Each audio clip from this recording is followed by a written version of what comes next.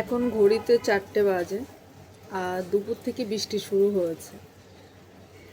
দুপুরবেলা খেয়ে দিয়ে ঘরে এসে একটুখানি শুয়েছিলাম। শোয়ার পরে তারপরে ভাবলাম যে আমার কিছুটা কাজ বাকি আছে, তো সেই কাজটা করে নিই। তো কাজটা করে নেওয়ার পরে তো একটু শুলাম।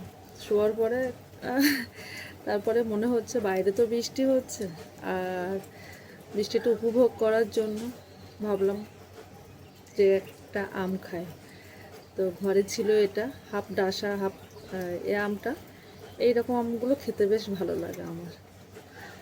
এইটা একটু হালকা টক টক লাগবে, খুব বেশি মিষ্টি আম আমার পছন্দ হয় না, কিন্তু ওইভাবে তো বোঝা যায় না, একটু টক একটু মিষ্টি